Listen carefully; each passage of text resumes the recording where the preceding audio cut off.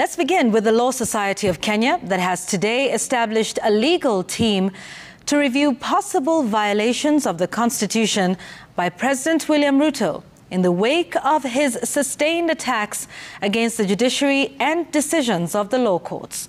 LSK President Eric Theuri says the Law Society will mobilize support from all quarters, including religious leaders and the civil society, to force the president to respect the rule of law or face impeachment for gross violation of the Constitution. And as Chemtai Goin reports, President William Ruto, who was on a tour of Nyandarua County, sustained his attacks on law courts, saying judicial decisions to scuttle his agenda. Ahead of Friday's planned nationwide protest by lawyers, the Law Society of Kenya, LSK, has moved to establish whether President Ruto's attacks on decisions of law courts amounted to violation of the Constitution. The Constitution allows us to approach the High Court when there is a threat to violation of the Constitution to consider whether the current scenario raises enough threats of violation of the Constitution for us to move to court and seek a declaration that the President has violated the Constitution.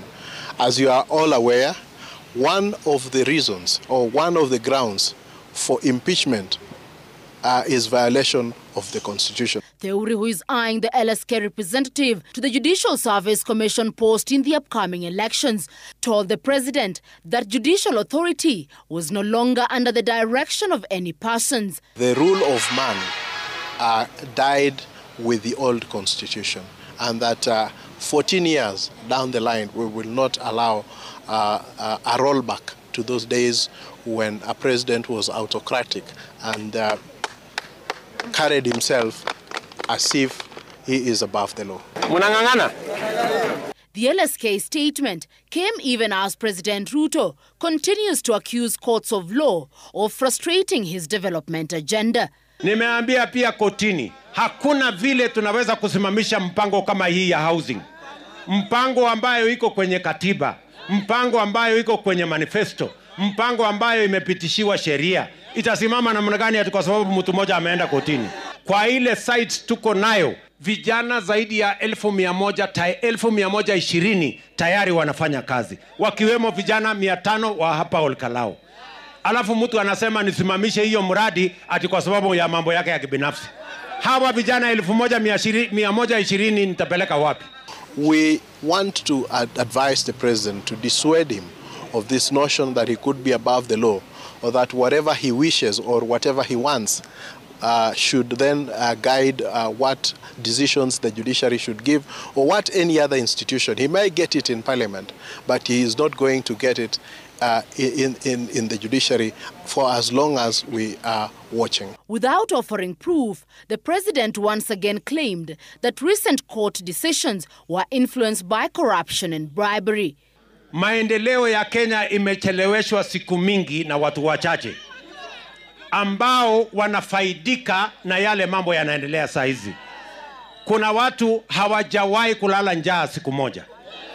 Kuna mtu ako na kazi, bibi yake ako na kazi, watoto wake wako na kazi. Alafu kwa sababu ako na pesa, anaenda kununua wakili, anaenda kuhongana kotini, ati vijana hawa wasipate kazi, waendelee kuwa watumwa wao. Na mimi nimekataa hiyo maneno.